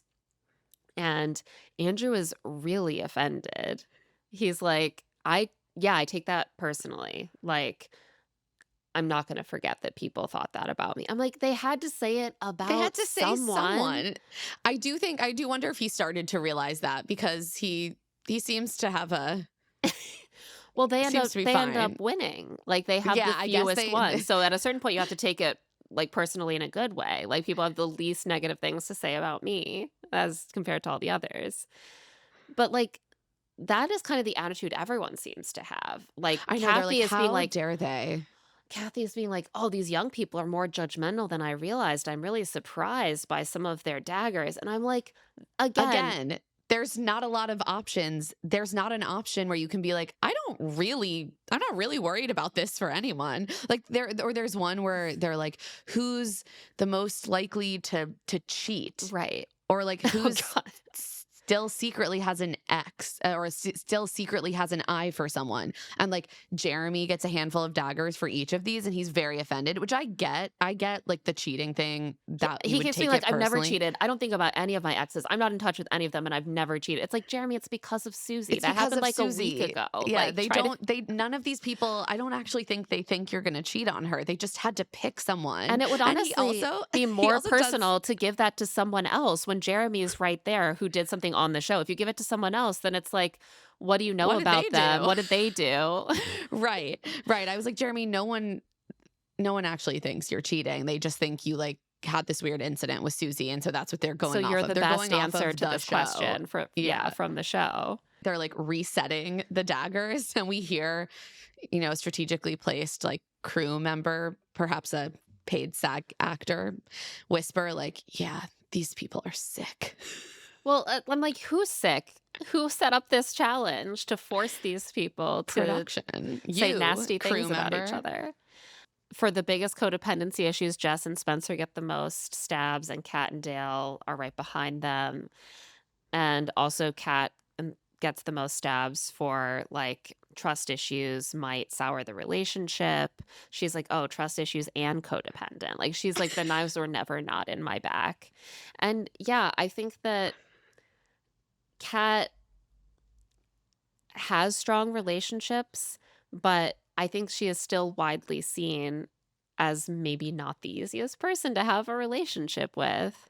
Also, you have to be thinking about like, I want to win this challenge. Right. So no one's going to say like themselves. Yeah. At one point, Alex is like, I was going to vote for myself for codependent, but I would like to win. I'd like to win. Kathy and Keith do take the most stabs for who doesn't deserve to be here. I thought this was so funny because they all lobbied so hard to keep You're like, you Keith. you have a place here. And You then have a it's place. like, You deserve this. You don't deserve it. you don't deserve it. Not even a fucking little bit. It reminded me of when you're a senior in college, in high school, and you get all those college brochures that are like, apply. We'd love to have you. Come And then visit they're our like, Verdant campus. Fuck you. And then you apply. You're like, oh my God, they really want me. And they're like, yeah. Are you serious? Have you looked at your GPA? Get out of here. But he seems to take it sort of in stride. But this is when we see Kathy being like, these young people, they're so judgmental. But she's also talking about the fact that someone like stabs the Keith totem like right in the ass. I was like, that probably just, there was more fabric to get into. There were a down lot there. of knives on his Yeah. back. No one thinks he deserves to be there, which is funny because, again, they were all very busy the night before explaining to him how much he deserved to be there. And now they're like, psych. This whole challenge is just like so deranged. And I do think all of them should probably just take it in stride because yeah, I mean, silly. It's a little bit of information. Like if I'm Kat and Dale, I am thinking, wow, we got a lot of stabs for things that are meaningful to like whether people really see us as a strong couple. I would start to feel worried about my position in this next voting round if I were Kat and Dale. Right, exactly. Yeah. You want hopefully for people to not be ranking you that high and who they think is a troubled couple. Right. And I do think you saw that Jeremy and Bailey and Kat and Dale both got a decent number of stabs, and they are the two couples that seem to be in contention during this elimination because Jesse tells them that the winning couple who has like the fewest collective daggers will get immunity and that two couples will be going home. Yes, it's going to be, they're going to take it down to the final 3 for the finale, it seems. And ultimately, they have to end the game early because there was a lightning strike within 5 miles. And I have to think that they intentionally had planned, a Costa Rican zoologist said you have to go home to end the challenge before it turned into an actual overnight camping. And then they had to basically do the same thing again. I know, which clearly was not planned. Yeah, they're like, no, seriously, it is the stormy season. You have to get off the beach. And so he lets them know that they will find out the results soon. They have to tabulate, obviously. It's very complex. So hard. It's so difficult.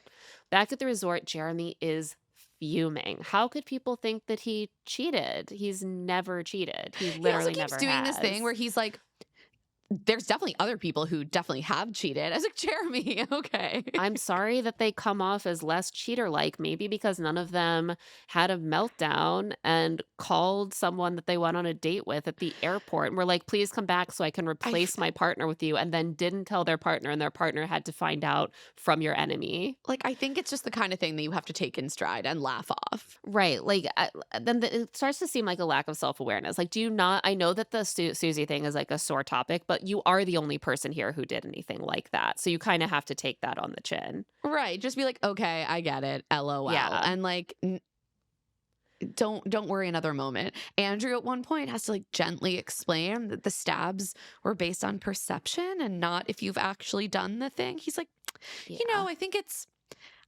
about perception, sweet Andrew. Yeah, it's not actually about whether you've done it. It's more about whether you're perceived as having done it. But what we quickly see is that the group that once seemed so tight has split into 2 alliances. On one side, we have Jeremy and Bailey and Andrew and Alex. Alex and Bailey are devoted to each other. They will never vote against each other. And apparently, Alex and Jeremy were previously close, as we have learned from her discussion of why she didn't tell Bailey earlier about what he did. And then Kat and Dale and Spencer and Jess have formed their own alliance. And they are planning to vote for Jeremy and Bailey. Jeremy, Bailey, Andrew, and Alex are looking at Kat and Dale. This means that the Goldens, who everyone kind of agrees are going to be one of the two couples going home. It's all a debate about who the other couple is. Yeah, at one point, Jeremy asks Andrew and Alex who they're voting for, and they're like, well, obviously the Goldens. He's like, okay, yeah, but what about the real answer? Yeah, that's like a throwaway. We also see Keith and Kathy being like, we're going to send ourselves home. Yeah, Kathy is like, yeah, I'm ready to go. Like, it's time. You cut to one of their rooms and you see like their suitcases are on the bed. They've been packing. Yeah. And so they're the swing voters. Like, they have the ability to decide which other couple is going home. And it's interesting to see that Kathy is really approaching this through the question of money. She's like, money above all. Some couples need the money and others don't. Like, they're all finding love. Like, there are all these strong relationships. Alex has 6 figures of school loans, and I want her to be able to pay them off. Meanwhile, some of the couples are quite well off financially. I'm hearing that Dale is some kind of mogul. So it was interesting because she didn't name anyone, but the camera just like lingers on Kat and Dale. Yeah. It's like... And they're like, we love everyone. So we just want to think about who actually needs the money. And so we don't know what the Goldens will do. This is left dangling in the air. Jeremy compares them to like a swing state. And Bailey says, yeah, c'est la vie. And Jeremy's like, what does that mean? Jeremy's always needing things translated. What does rendezvous mean? But like, really, what does it mean? Everyone gets dressed up for the cocktail party, and when they arrive, Jesse tells them that Alex and Andrew won the backstabbing challenge, so they will be immune from elimination. So it really doesn't change anything because no one was planning to vote for Andrew and Alex. And the only insight we had into Kathy's thought process really is that she was not going to vote for Alex. And Jesse says, time is running out here in paradise. Things are going to start to move really fast. And Kathy says, trouble in paradise with a capital T. That's what I'm banking on. Trouble. I'm going to really miss Kathy's in the moments. I'm so glad that they have taken us to a cliffhanger where we still get Keith and Kathy in the finale. The amazing thing about Keith and Kathy and like watching my family take in this episode really brought it home for me is like there was a period where the Goldens brought something else to paradise in terms of like being part of the dating and the romantic intrigue and all this stuff. And we've reached the point where it really feels more like an SNL sketch where it's like, and then there's the one who doesn't belong, you know, like there's just this older woman who's sitting there drinking her tequila and making wry comments. And I'm like, this is like the best possible version of an SNL sketch of this show come to life. I know. God, Kathy is such good television. Yeah, I'm going to obsessed with her. Miss her. So next week, it's the finale. We see some like romantic slow-mo shots of each couple, which they clearly filmed like another time. So we know next week we're going to get the results of this final rose ceremony. And then all of the eliminated couples, now dubbed the Parliament of Paradise. What a win for Sean. Ugh, I hate to hand it to him. I know. I was like, give him how that. dare you? How dare you? They make their return. And this, as we surmised, is where we're going to get to see the big explosion between Alicia, Kat, and Sean, where they accuse her of being there for clout and career and drama. And we see an ITM where Sean is like, if you're going to take shots at me, don't miss. I mean, they didn't miss. They didn't miss. You just came back. Clearly didn't miss. Yeah. Can we see Kat calls Sean a freak and locks herself in the bathroom? The final test is money or love. And we hear Jesse say, if you choose love, you're choosing to forego the money. This was kind of crazy to me because this is not how it worked on Bachelor Pad. Do we think that they would give them half the money anyway if they choose love? Yeah, this is the only season when they'll get to really have that be completely right. They could like air. Fuck with them a little bit during this season. Part of me feels like they never budgeted the money and they plan to find a way not to give it out. That is also a distinct possibility. I'm like, I'm sorry, ABC, you have $500,000 just lying around. You want to give away? Come on. Yeah, they're like, we'll take it as a loss. It'll be great for taxes. Yeah, I'm a little confused about how this is going to work exactly. Like, what does it mean to say you choose love? You can't keep these couples apart. You know what I mean? So if a Yeah, couple is like, we want the money and we're going to be together after this, let's both choose money. I know. I'm like, I don't know. Then you should probably all choose money. Yeah, just choose money. They can't stop you from dating. So that's what I don't understand. I'm curious what this actually is how this is gonna be explained, what Me it's too. gonna look like. I'm very curious to see the mechanism for this. But that brings us to the end of this episode, and now it is time for love to see it, hate to see it.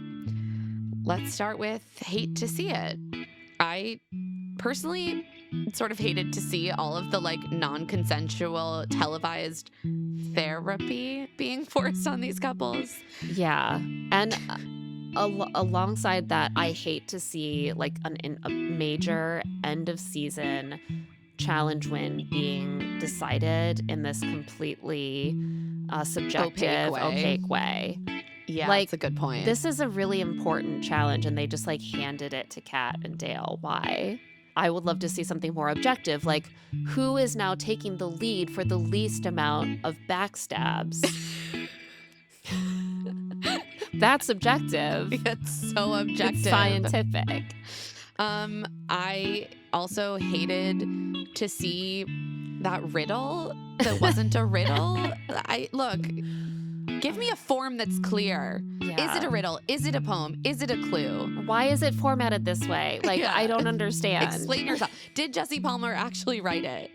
If so, it's a crime against literature. I hope Jesse Palmer did write it. I suspect. I'm like, more and more, instead of Bachelor interns, we're going to have to be like, they asked ChatGPT to write this for them. Oh no. The interns are so going to be out of a job. I know. That's I'm upsetting. like, we need real people to be learning to write bad date card text. That's a skill. It is. Yeah. Oh my and God. Only a human can really do it, and only a human should really do it. I believe that very strongly. I also hated to see Keith being told by all the women and like really genuinely convinced that they just so much like desperately love having him there and value him so much that he like forgets his own family plans and like he's like, I can't leave here to be with my real daughters who I really love for a real family trip that I am really missing. I have to stay here because all these women are telling me how much they need me, and I'm like, Keith, they just want to do this for strategy. But don't worry, he only has to stay there another 24 hours. He's going to miss the camping trip because they were like, it's slightly advantageous to us strategically. Let's convince him we just so desperately need him here. He's like our dad. Okay. And then they immediately stab him in the back for not deserving to Look, be there. I do hate to see that, but going on to love to see it, what I love to see is Keith's soft girl dad energy coming out. Maybe it was manipulated out of him, but I loved it. I loved every goddamn moment about it. It was making me weepy. I also love to see that he has watched every season of Bachelor in Paradise. Yes, I love to see a dad coming on here and being like, I am a super fan of this show and of The Right Reasons and of love. And I'm always going to put my money where my mouth is. It's just so great. Also, I love to see Kathy successfully swindling her way into another 24 hours in paradise by getting some other people to convince Keith that he actually wants to stay because he's so important. You know where we need to send Kathy? The Traitors. Yes. She would be so good. Yes. I would love to see that icon.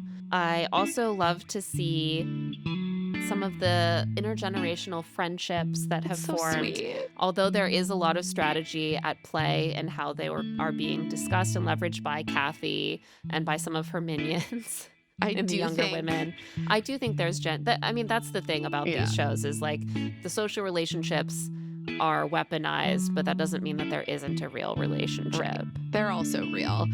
And I also love to see like a handful of couples that feel worthy getting invested in. Like I'm starting to really believe in Andrew and Alex's connection, obviously in Spencer and Jess. And although the conversations they were having were tough, they did feel real to me. And so I was happy to have some of that relationship piece injected back into a show that has become a lot about like strategy and gaming. Yeah. And call me crazy. I think they're going to be able to find a compromise between 2 years and no 4. later than 4 years. I agree. I think they're going to figure it out. We believe in you, Jess and Spencer. So how would we rate this episode out of 10 iguanas for OG BIP vibes?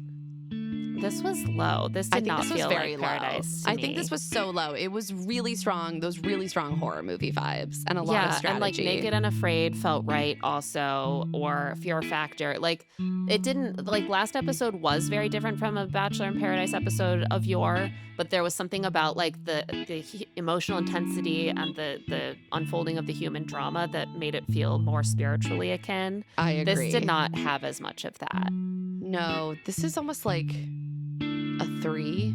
Yeah, like a 2 or a 3. Yeah, this was really low. Yeah, it was a whole different, and the structure was weird because we have a rose ceremony in the middle and then we almost get to one at the end. And yet not a ton happened in between each of them. It was just... Not a ton happened. We've been talking for 2 hours. I know. Sometimes I almost feel like we need to talk more when not a lot happens because I'm like, we can't gloss over that detail. We'll be glossing over everything. There'll be nothing to say. Anyway, yeah, this was not a high rating for me. Very different from BIP. The kind of show that I do not choose to watch voluntarily, like Naked and Afraid or Fear Factor, was more the vibe.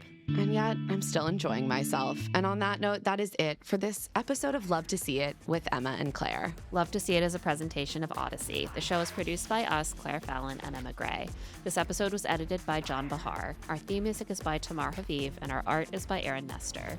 If you like our show, remember to follow us wherever you get your podcasts. Give us a 5-star rating, leave a review. All of these things really, really, really help people find our show. And of course, spread the word to all of your friends about Love to See It. I don't know, maybe over a beautiful beachfront dinner where you are surrounded by a swarm of bugs. Or maybe you'd like to leave them a note that is actually a poem, that is actually a riddle, and the answer is Love to See It. If you want to get in touch, you can email us at claireandemmapod@gmail.com.